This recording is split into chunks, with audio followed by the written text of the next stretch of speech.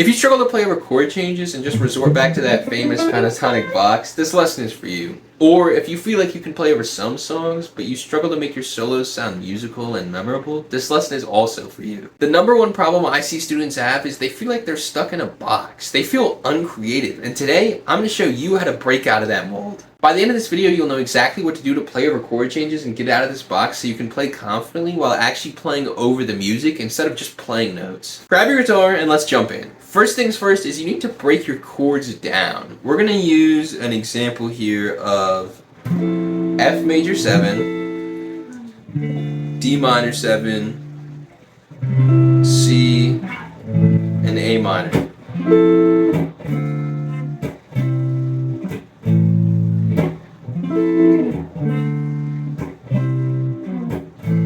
So that would be great for just wailing that A minor pentatonic box. Let's go over the chords slowly here though. We have F major 7, which is going to be 8 on the A, 10 on the D, 9 on the G, 10 on the B. D minor 7, which is going to be 5 on the A, 7 on the D, 5 on the G, and 6 on the B. C is just a regular C bar chord, but it's going to be barring the 7th fret, the 8th fret. And then we got 10th fret on the A and the D, and then 9th fret on the G. And then A minor, which is that same shape going down 3 frets, and pick your middle finger right up. I like to stack them when I'm picking it up, makes the bar even easier.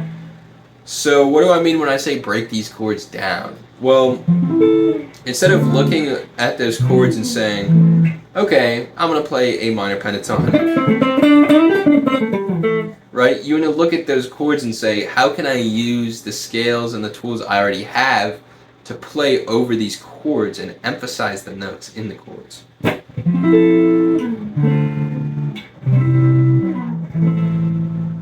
So I would first say it's important to slow down, like I said, break down the chords and pick apart the intervals in the chords. Now, if you don't know what I'm saying when I'm talking about this, I'm just counting notes in the scale and applying them over the chord. So for every chord, we're going to relate it to its own scale. For this F, we're in F major. For the D minor, we're going to be playing, like counting them in D minor. So for this F, we take our F major scale. We go 1, 2, 3, 4, 5, 6, 7, 1. And we pick apart the chord with that in mind. So we would have 1, 5, 7, 3 going up that. And then we do the same thing going down. And get this, our D minor 7 is the same thing. 1, 5, 7, 3. We have our flat 7 and our flat 3. If you take that same shape and move the G and the B strings down, it's the same thing.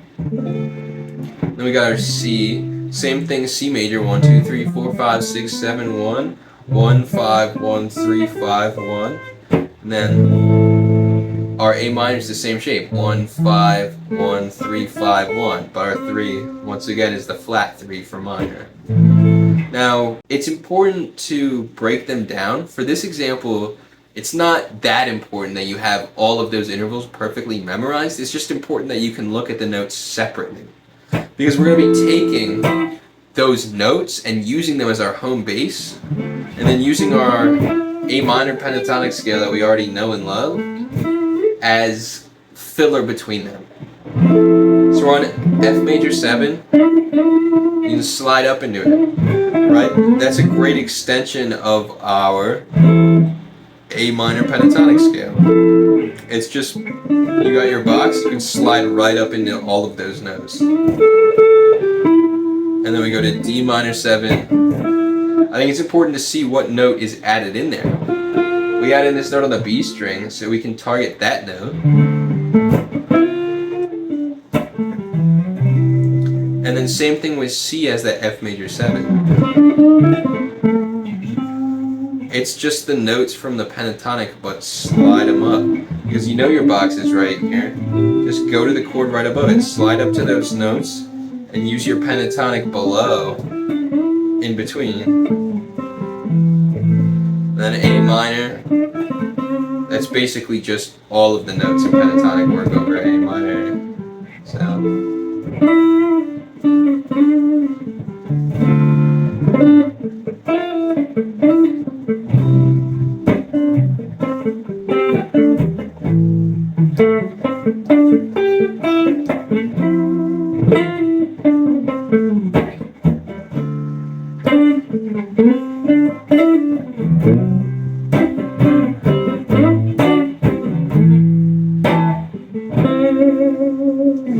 All I'm doing there is using the notes in the scale between the notes in the chords. That was only pentatonic plus the notes in the chords. If you want to be around other guitar players that are putting the work into hitting their goals, join my free community link down below. And if you found this video helpful, hit that subscribe button. I'll see you tomorrow.